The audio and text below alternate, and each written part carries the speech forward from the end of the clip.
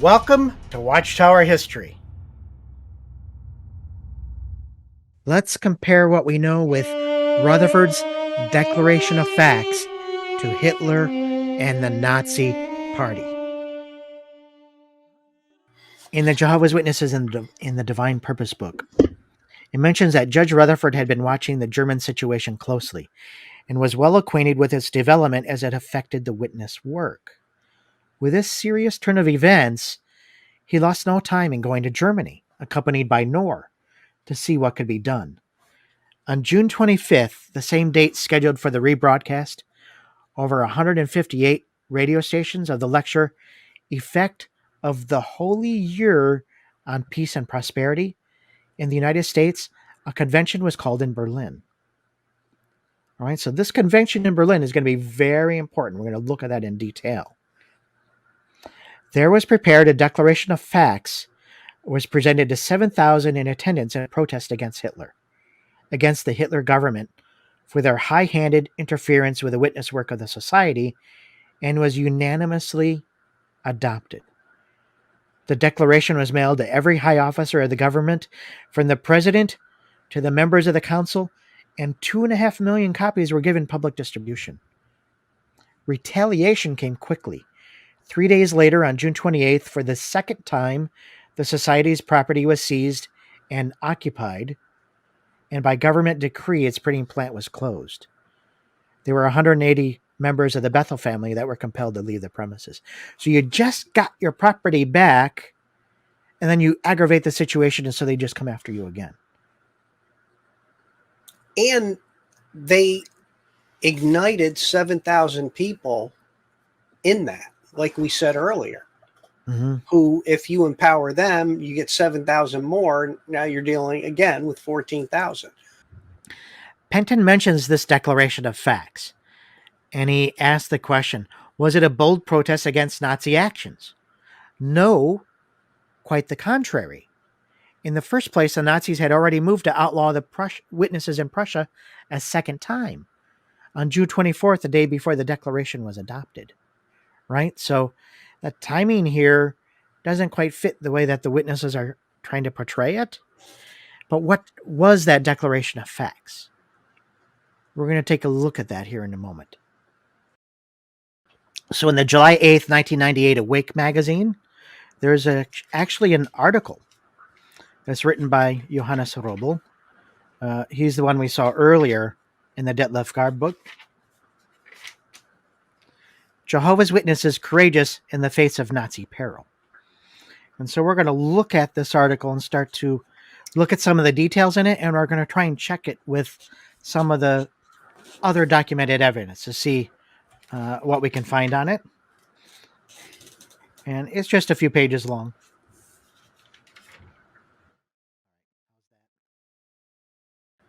So under the subheading, a statement of intent, it says, with the government in transition and the country in turmoil, the witnesses wanted to make a clear statement of their position by means of the declaration. The witnesses strongly denied accusations of financial involvement or political ties with the Jews. Thus, the document stated, it is falsely charged by our enemies that we have received financial support for our work from the Jews. Nothing is farther from the truth.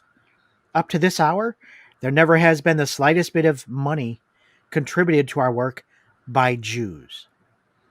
Having mentioned money, the declaration went on to denounce unfair practices of big business. It is said it has been the commercial Jews of the British American Empire that have built up and carried on big business as a means of exploiting and oppressing the peoples of many nations. And so the Wake article suggests this statement, and this is one of the important statements, this statement clearly did not refer to the Jewish people in general. And it is regrettable if it has been misunderstood and has been given cause for any offense. Some have claimed that the Jehovah's Witnesses shared the hostility towards the Jews that was commonly taught in the German churches at the time. This is completely untrue.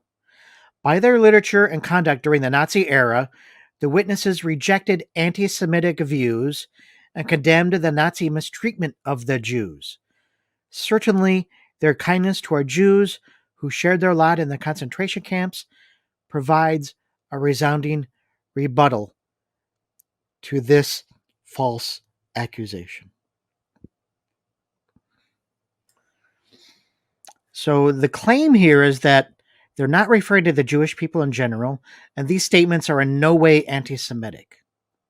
What's your take on this?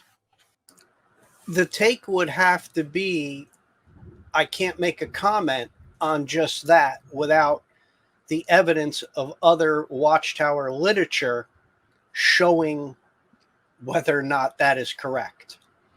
Because Agreed. that's a generic statement, but that's just a statement without showing every article. And if you remember the pictures that we were talking about, that we were going to highlight and take on for this.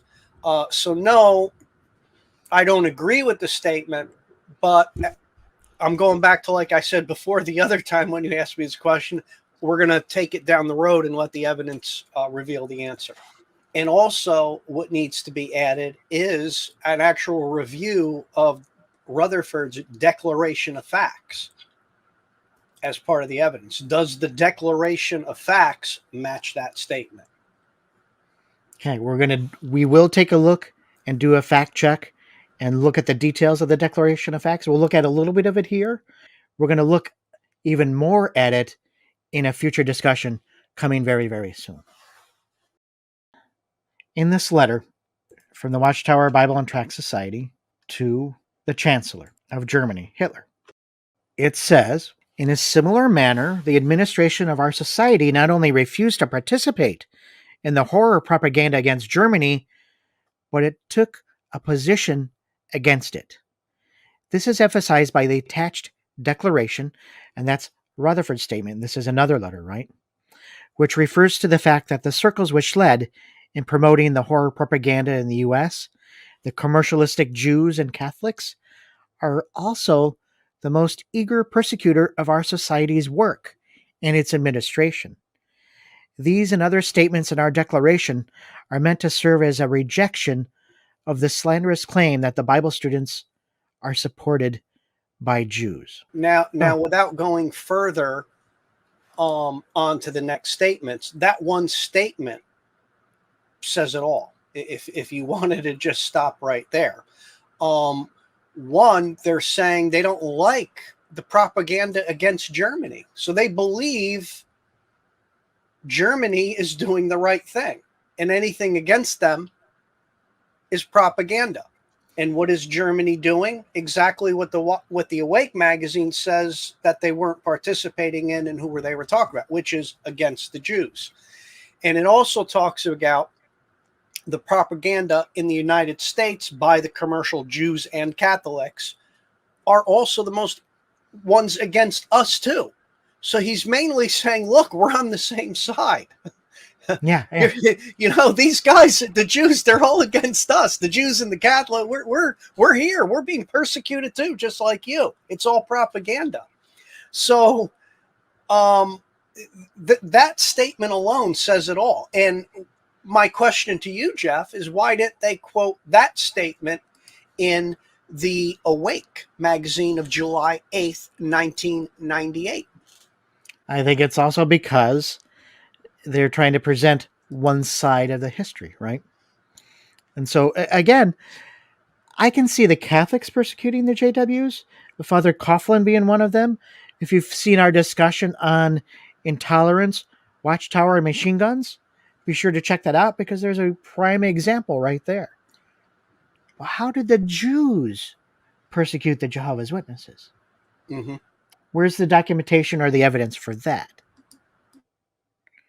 And he says here in this letter that they are the most eager persecutors of the society's work and its administration. Well, who's the administration? Again, we're back to the chosen one, who really, Rutherford. who really is the organization. Why would you, one, he added two entities there: the society's work and the administration. He didn't say anything persecutors of we the Jehovah Witnesses. He did make it very known that the administration is the Jehovah Witness. Yeah. As far as I'm concerned, whether he said it subliminally, subconsciously, it still came out. And as they like to say, out of the heart's abundance, the mouth speaks.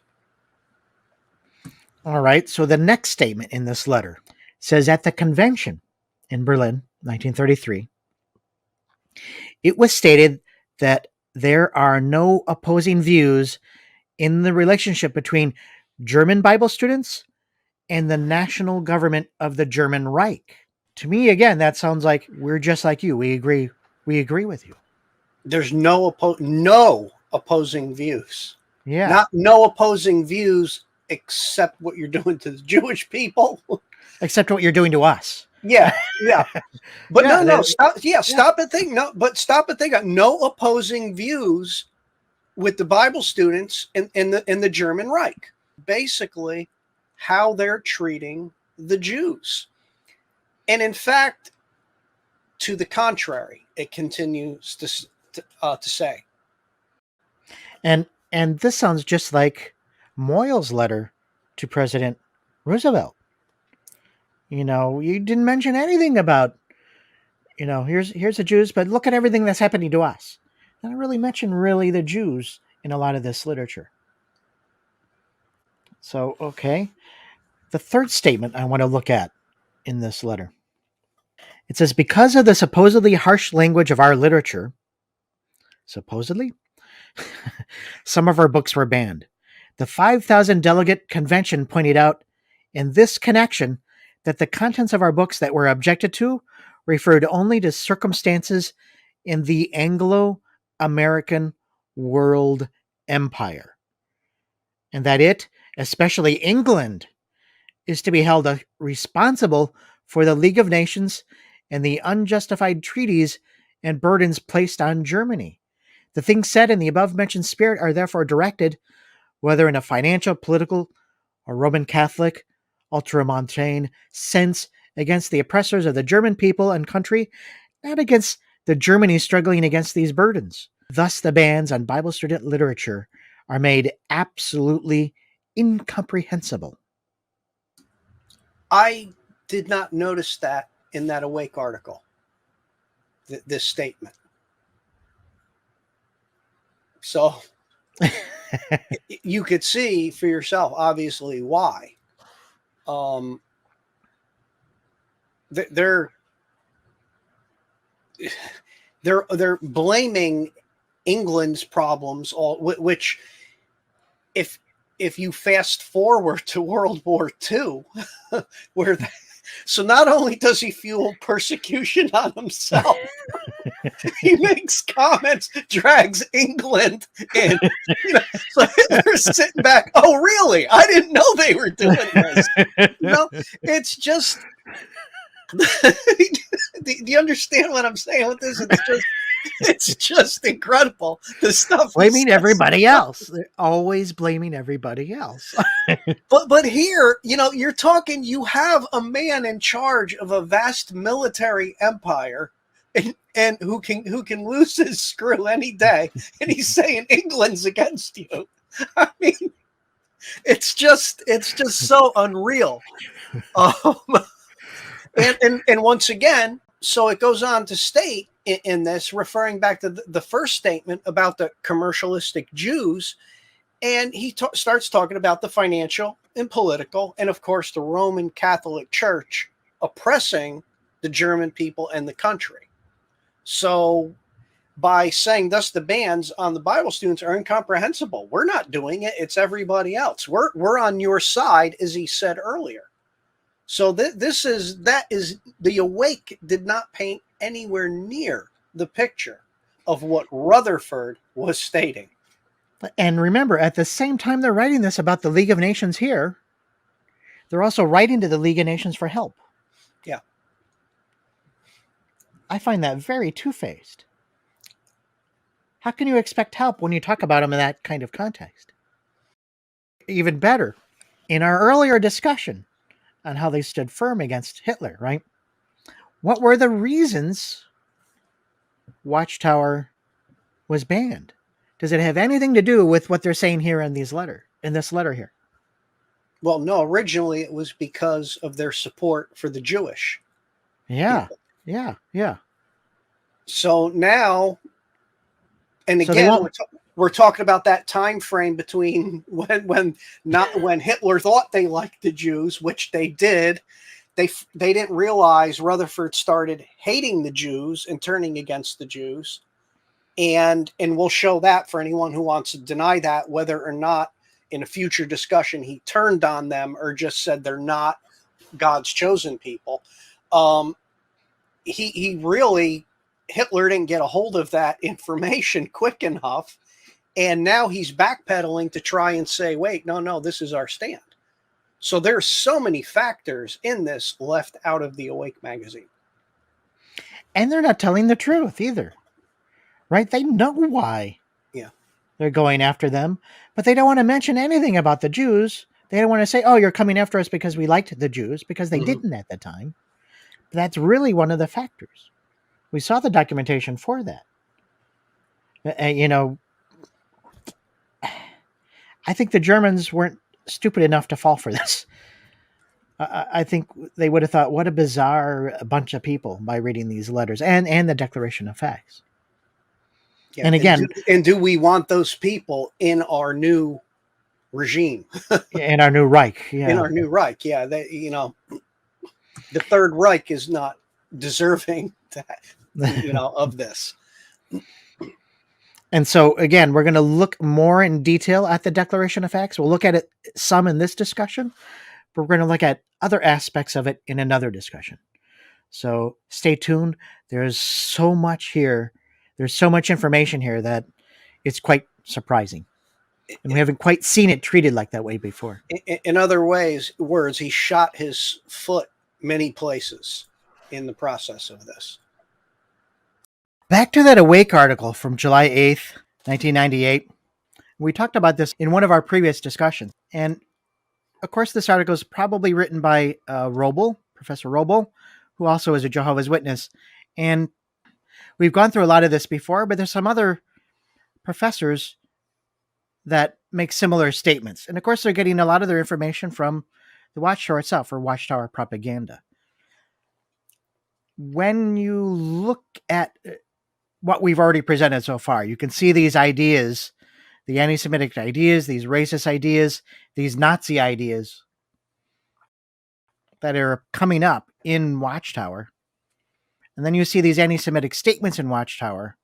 Now, and you see how Watchtower tries to get around it by some of these statements. Let's look at Professor Christine King's assertion here. I'm going to read a little statement and see what she says. And it's talking about the Declaration of Facts. Had the Declaration not condemned with the Nazis the League of Nations? Had it not described National Socialism as standing out against the injustices Germans had suffered since 1919? Had it not ended with a personal appeal to the Fuhrer?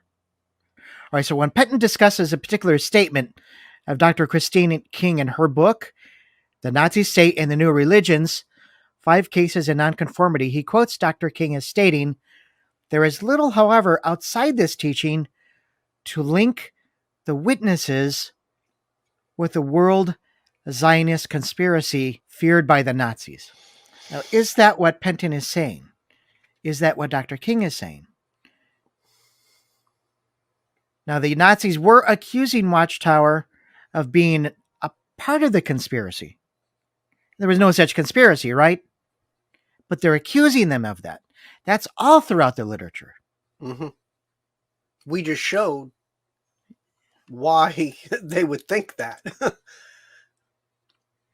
Right, so we've seen a lot of supporting evidence to show that this Nazi conspiracy was the exact reason why both the Jews and JWs were targeted just a few days after Hitler gained power on January 30th, 1933.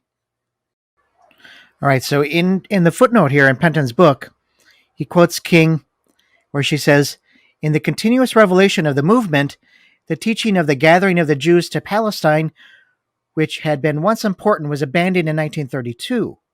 Nevertheless, in popular opinion, the witnesses were frequently still believed to hold this view. Is that true? That the witnesses still held to the idea that the Jews were going to return to their homeland? Not when Hitler got the idea to go against them, but prior literature did suggest that. Okay, so in 1932, she's saying that even though they changed it, is she right at that window when it changed? Yeah, she's right. She's right. Yeah. Yeah, not because of Vindications, 1932. She's absolutely correct. But the idea is here is, well, some of them still believed it. If they believed it, they weren't allowed to mention it. They would have been disfellowshipped. She's not aware of the disfellowship procedure, that there has to be absolute total unity. This is why they lost 80% of the movement, as we saw, that we've been talking about already, because these ideas were already being spread in the 1920s through the literature. It just got worse to the point that they went into total replacement theology and they just condemned the Jews in 1932. And I think it's these ideas that are either pushing them out or forcing them out through disfellowshipping, because there is no tolerance of differences of opinion. So on Han Hez's persecution and resistance of Jehovah's Witnesses during the Nazi regime, there's some statements here by a couple of professors. The first one is by Professor James N. Palaccia in his treatise on Teaching Tolerance, a Case Study. He says, the Nazis falsely branded Jehovah's Witnesses as communists, a threat to the state, a conspirators of the Jews. And Gabriel Yonan, Professor Gabriel Yonan, in the History, Past and Present, Jehovah's Witnesses in Germany, has the following statement as well. The witnesses repudiated the charges that they were supported by Jews or Bolsheviks, accusations whispered into the chancellor's ears by the church, Satan's tool. And in fact, the churches had long been pushing for an official ban on the sectarian, but above all, zealously preaching Christian denomination. Under the Weimar Republic, such attempts had failed. So this is Johannes Robel again, probably the author of that Awake article, a Jehovah's Witness. And he's talking similarly as Dr. Christine King. Whereas critics today impute anti-Semitism to the Jehovah's Witnesses in 1933, anti-Semites, Nazis, and church representatives, especially experts about the sex, have claimed just the opposite. In 1935, the Voikscher Beobachter was even of the opinion that Jehovah's Witnesses fought existing racial laws of the Third Reich with special animosity. Look at that statement there, what he's saying. Is that fitting the facts of the timeline that we know? Is that fitting the facts of history? It's not even fitting the artwork. Yeah. Let alone the words. Let alone the sources and those feeling the same that are quoted. None of it is matching up with that. And so this is a statement coming from the Germans, right? And the Germans still think that the JWs are Zionists. And so that's how they're thinking they're fighting the existing racial laws. And it doesn't match up again in another point of our discussions, the July 8th, 1998 Awake, where they're talking about being courageous, Jehovah's Witnesses courageous in the face of Nazi peril. The whole article is basically denying and contradicting what their actual in print literature and books and booklets was saying. It's so that the Awake in 98 is either in complete denial, in complete ignorance of what they were writing, or outright lying. And Johannes Robel here, again, the same. We've seen so much evidence of this in all of this discussion so far, and several of our previous discussions as well. He continues. Again, it must be emphasized that it can be documented that Jehovah's Witnesses did not support anti-Semitism, hatred of Jews, and racial hatred, and consider Jews as persons of equally high merit in their literature. Again, they're not promoting racism as such, as hatred of the Jews as a race. They're talking about hatred of the Jews as a religion, just as much as they hated the Catholics. He's separating these two concepts, but really he's trying to get around the point of the actual statements. Instead of taking the statements head on, here's what Rutherford said, but that's not what he meant. He's trying to get around the fact, well, we weren't racist. We love the Jews as a race. But what would consequences of if you had Hitler's ear telling him you hate them as a religion? Are you fueling a fire? Or are you quelling him, calming him down? Mm-hmm. So to say you hate them as a religion, it's automatically association of the Jews as a people. Yeah. And even secularly, a lot of people who aren't aware of background of Judaism and all that associate Jew with both race and religion. So here, as you noted, they're trying to separate one statement from another statement when it's the same statement in reality. The last statement here. The fact that Watchtower literature condemned the persecution of Jews and called it one of the blackest marks of shame in world history, right? So this is Watchtower after I was going to say the Holocaust, not during. Yeah, this is after. What year are they talking about? And which president? Yeah, and so this is after the Holocaust. What did they say immediately after the Holocaust about the Jews? What happened to the Jews? Yep. What happened to the Jews in the Holocaust was because of their own fault. Yep. Their greed and Satan's leading them. That's not really, Robel's statement here really doesn't fit the facts of history, the facts of the statements. Very well documented facts. And the most interesting part is it's documented in Watchtower publications. So Robel is didn't do the research to make the statement about, and as you said, Robel was a Jehovah's Witness, so did not research their own their religion. His own material. But what he's doing is looking at what the Jehovah's Witnesses believe now. Yeah. And attributing it to the Jehovah's Witnesses of then. They didn't believe then what they believe now. But what did they believe then? They believed then what we've been documenting and showing in all of our discussion here. They believed those anti-Semitic conspiracy theories that Henry Ford was pushing and built a religion out of it. And we're going to show more documentation for that as we go on in this discussion. Now I want to add in his defense, the way they indoctrinate people through the meetings and through their literature over time, day in, day out, they are conditioning them, following Hitler's own advice. You repeat a lie long enough, it becomes truth. So he probably really believes what he's saying, even though it's not true. Yeah. Dr. Christine King says the witnesses saw a special role for the Jewish nation as the once chosen people. They believed that this role would be fulfilled in the New Age. There is little, however, outside this teaching, again, to link the witnesses with the world Zionist conspiracy. But that's not what they believed at the time. That's what they believed before the Nazi period. Mm-hmm. So again, not fitting the facts of what was going on during the period. You have to be very familiar with what was believed when in order to see what they were meaning by what they were saying.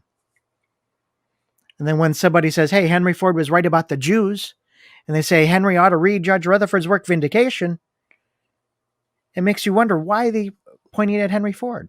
Why are they saying these anti-Semitic things? Well, Ford and some of these others are saying anti-Semitic things as well at the same time. And they're saying exactly the same things. So what Dr. King here is really saying is that this accusation by the Nazis is completely false. Of course it's completely false. But there's more. In Hez's book, Gabriel Yonan has a treatise, History, Past and Present, Jehovah's Witnesses in Germany, and it's about the Declaration of Facts. If Hitler ever read this declaration personally, the result must certainly have been one of his renowned fits of rage. The words, "this brood would be exterminated in Germany," which according to the witnesses he exclaimed in such a moment, must have the ring of authenticity. And we looked at that in our previous discussion and found some similar statements, not exactly that one, but there were some similar things that are documented in the Nazi record. Hitler did not budge, but he did react. In a sworn statement, government official Karl Wittig described Hitler's rage. He screamed, "This brood will be exterminated in Germany." A steady stream of Watchtower literature continued to flow into Germany. The Gestapo tightened the net, making more arrests. Whenever the Nazis smashed an underground organization, another quickly filled the breach. The Gestapo reckoned that every time they arrested a group, we were completely finished. They were utterly mistaken. But right up until the end of the war, the Watchtower was being distributed all over Germany. After receiving more than 20,000 letters and telegrams of protest from Jehovah's Witnesses around the world, Hitler hysterically proclaimed on October 7th, 1934, "This brood will be exterminated in Germany." For Hitler, there was no room for God. Ein Volk, ein Reich, ein Gott was the national motto. One people, one nation, one God. But one God was replaced with ein Führer. Hitler demanded total allegiance. Not even God was exempt. The population of Germany in 1933 was round about 60 million. Of that 60 million, about 25,000 were registered, men, women and children registered as Jehovah's Witnesses. In Germany, even before the Nazis, you needed to register what your faith was. And it's very difficult, of course, to get accurate numbers. It's even impossible to get accurate numbers of Jews slaughtered during the Holocaust.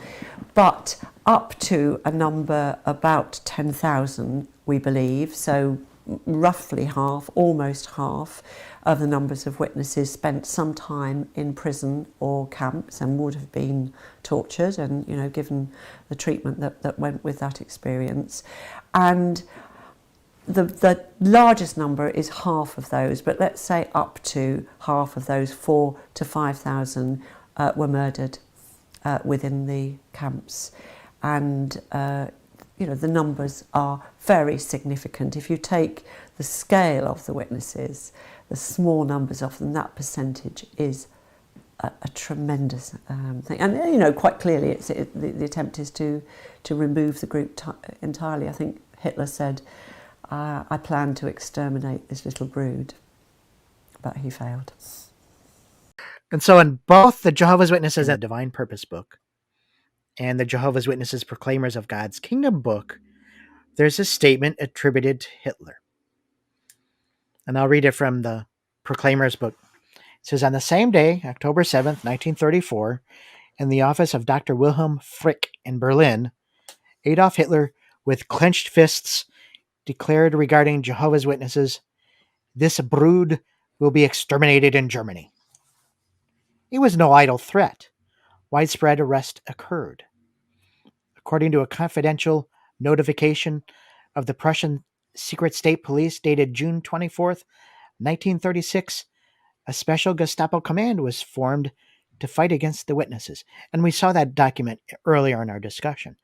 But this statement, "this brood will be exterminated in Germany." Do you have that letter, Jeff? Do you have that letter, that Isn't that documentation true? of that? Let me go check my archives here. Where did that statement come from? Have you All right. seen that statement anywhere else? Yes, I have. Where? So actually, if you look in some of the documentation, you will find it there. So the first one, there were 2 books by Hitler, right? One was Mein Kampf, and then there was a second book. In the second book, it's now called Hitler's Table Talk, 1941 to 1944. So this book is pretty much a day-by-day account of somebody's diary of what they heard Hitler say. And this would have been by Nazis at the time, right? So on page 235, and then also on page 237, there's Jehovah's Witnesses mentioned here. So in the book, it says, I regard it as an act of exceptional clemency that I did not, in fact, carry out this threat. But I contented myself with shooting 130 of these self-styled Bible students, Bibelforscher. Incidentally, the execution of these 130 cleared the air, just like a thunderstorm does. When the news of the shootings was made public, many thousands of similarly minded people who were proposed to avoid military service on the score of some religious scruple or other lost their courage and changed their minds. All right. And so, on this August 1942 evening, we have Field Marshal Keitel, and he's with Hitler, and he's asking, what about the Bible students? So this is what Hitler said. Hitler said, that sort of thing must be stamped out. If society surrenders to antisocial tendencies of this kind, it will disintegrate. We must not tolerate it. Even by the law of the jungle, the antisocial elements among the beasts are annihilated. If they are not, we might as well have a repetition of our experiences in 1918 and see these elements in a moment of national weakness usurp power. Okay, now I find it funny. Hitler realized the World War I part was a mistake when Rutherford didn't. Yeah. The irony of that. But now here's where I'm going with this, and maybe I wasn't clear earlier. The wording in this book on August 42 evening, where he says this, that sounds like Hitler. That sounds like this sort of thing must be stamped out. If society surrenders antisocial tendency, blah, blah, blah, blah, blah. Going back to the proclaimers, okay, that seems like the word brood has a Jehovah Witness nomenclature, whatever you want to it, has a something added to and upon. This brood will be exterminated in Germany. There's a different line of thought and context between the two. Is there documentation anywhere that Hitler said this brood will be exterminated? Now, what we see in those 2 quotes are very similar, right? Mm-hmm. All right, so let's look at this statement here by Professor King, Christine King. And she says, the hostility towards the witnesses was genuine. In one sense, they presented a real danger simply by their survival. The longer the activity continued and the more russes the witnesses developed, the more their potential link with political and racial subversion was seen as a reality. It's undoubtedly true that they had enemies in high places, for Hitler himself once ordered the shooting of some 130 self-styled Bible students. We just saw that document, right? Yes. So that matches the documentation of what we've got. As an example to other pacifists, those who do not fight, the Fuhrer argued, do not deserve to eat. We saw that. Others were less convinced of the reality of the danger the witnesses presented to Germany. Himmler saw their potential usefulness and had plans for them as a vanguard of Nazism to be settled in Eastern Europe after the war was over. And even Rudolf Hess, who ordered the punishment of many witnesses at Auschwitz, admitted that without the issue of military service, they were harmless as a group. All right, so we have some statements that match. Mm-hmm. All right. Now, this statement about the brood being annihilated is from a Wittig, right? His last name is Wittig. And in this book here, and I'm not even going to try and pronounce this German title, right? But here's a little translation of what it says on this page. And he's the one who claimed that Hitler had said this. It says, Wittig himself was convicted of espionage for the West in the 1960s and was brought out by the Federal Republic in 1969. Shortly thereafter, John filed a perjury suit against Wittig, which concerned Wittig's denial that he had worked as an agent for the Office of the Protection of the Constitution and for foreign secret services. So he was convicted of espionage and a known liar. And so there are statements of Hitler that are similar, that are basically saying this brood needs to be exterminated, but not exactly those words. So I think it's true, but not exactly those exact words. And this Wittig here also is a known liar, so you can look at this one either way. So this one, I have to say, I don't know. We do have similar statements that are attributed to Hitler. It may be. It may be. It's the wording, and I'm not trying to pick it apart too much, but you approach things more historically. I lean toward a psychological, evaluation of things, and that terminology just has Jehovah Witness all over it. They want to make themselves appear a brood, but yet we came through. It's just, it struck me as more fabricated or turned around. Not saying that Hitler, if he had his way, wouldn't exterminate every single one of them, but the sentence that he said, and with a clenched fist, they make it seem like there's always a war against them. In this brood, there's always a war, always a fight, and that's what I'm getting at typical with Watchtower. But on the other hand, remember, within 3-4 days of Hitler coming into power, he goes after two groups. Mm-hmm. Instantly, he goes after the Jews, who he wants to exterminate, and the Bible students on the same day. Okay, but to him, the Jews were a brood. Mm-hmm. To him, okay. To Hitler, same person, him. To Hitler, the Jews were the brood, but the Bible students were supporting the brood. That's the point. They weren't the brood; they were supporting it. Yes. Right. Yeah. So that statement in Proclaimers, it's not lining with the other documentation entirely. It kind of concurs, but there's a twist in it on the way they do it. To me, I see that. I catch it. But I see the principle there. I see the history. The principle's there. I'm not principle's taking away there. from that. Hitler literally says they should be killed, but not in the way that Watchtower is. Yes. Maybe it's a poetic license. I don't know. But and one of the persons that had attributed this statement was also a known perjurer, liar, and there you go. Yeah. And so, and as we were reviewing this, and putting the slides together, we didn't find the perjury out till after, and yet we caught the statement. And now back to Gabriel Yonan in Han Hesse's book. But when the entire text of the Declaration and the letter sent to Hitler are seen today in the context of the history of the JWs in Nazi Germany, the history of their religious resistance, and their stand during the Holocaust, then the text does not reveal itself as an anti-Semitic statement or an attempt at currying Hitler's favor. These accusations emanate from contemporary church circles and are deliberate manipulations and falsifications of history. Really. Is Yonan a Jehovah's Witness? No, but again, remember, where are they getting their information from? If you're going to research the period, if you only get your information from the witnesses themselves, you're only going to have one specific view of the history. But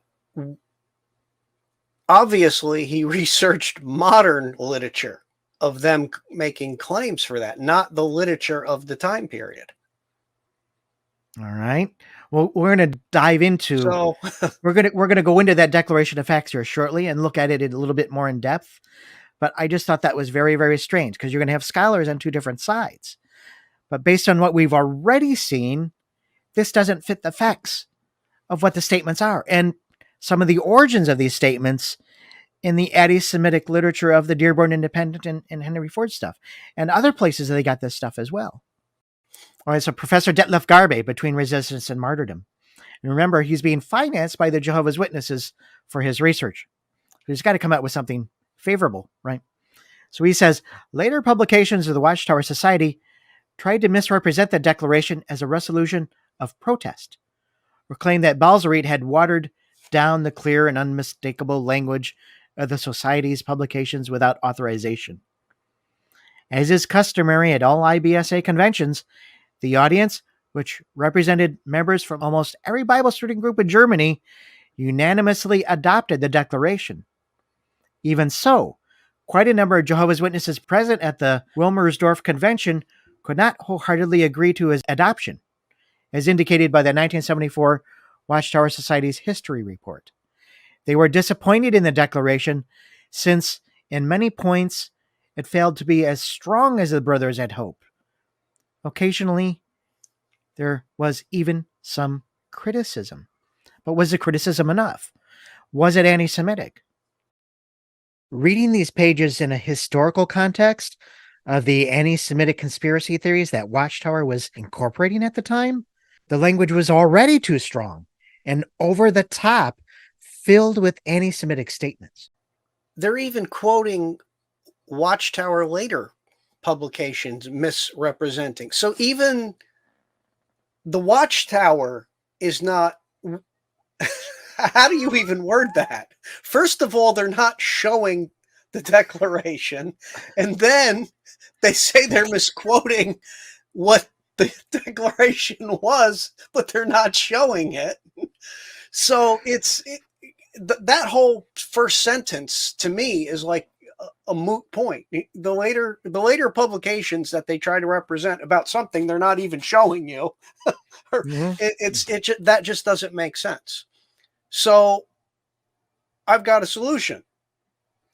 Why don't we actually, for once, show to both sides, the Jehovah's Witnesses and the people saying this, the Declaration? Well, let's fact check where some of the ideas came from and if some of the statements are true or not. Really? That first sentence, does it just go around your head? You're trying to figure out what it means, but it means exactly what it says. Yeah. Yep.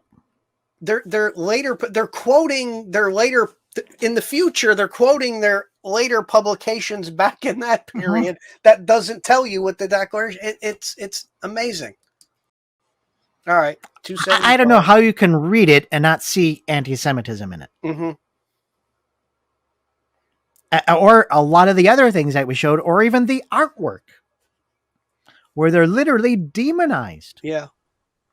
In this case, from the Prohibition booklet, it's showing in a visual form those who they were literally demonizing regarding Tsarist Bolshevik conspiracies. In Garbe's Between Resistance and Martyrdom, he talks a little bit about the history of the Bible student movement in the 1920s in Germany. It says, in January 1923, after stating that nothing in the Holy Scriptures indicates that God had ultimately rejected his chosen people, the Jews, one of the first German issues of the Golden Age, appeared. Anyone who dares today to speak in favor of God's chosen people will soon be accursed of being paid by the Jews. How true this statement proved to be. Especially during the period of 1924 and 25, efforts were made to discredit the Bible students for supposedly receiving financial support from Jewish or Freemason groups. Thus, at the beginning of 1924, proceedings at the district court in St. Gallen gained great importance, especially with regard to their outcome. The events leading up to those proceedings were not unusual for that particular time period. On January 21st, 1924, in collaboration with the theological faculty of the Zurich University in St. Gallen, a church protest meeting took place against the rapidly increasing Bible student activities in Switzerland. In his speech, the primary speaker, Professor Kohler, stated that he had a problem understanding from where the Bible students received the financial resources for their enormous publicity campaign. However, he strongly rejected the opinion held amongst the Volkswagen groups, this Nazi paper, right, that these resources were Jewish money. During the following discussion, Dr. Ferriman, a well-known physician at St. Gallen, contradicted his opinion. According to the press report, Dr. Ferriman asserted, with reference to alleged evidence, that International Judaism provided the so-called earnest Bible students with substantial amounts of money for the purpose of causing confusion within Western European Christendom. And so here's the background for some of the statements, that Rutherford's going to mention in the Declaration of Facts. So now that we have the foundation for that, we're going to look at the Declaration of Facts. But the question is, where did the Nazis get these assertions that it was Jewish money? Here in the 1934 yearbook is the Declaration of Facts.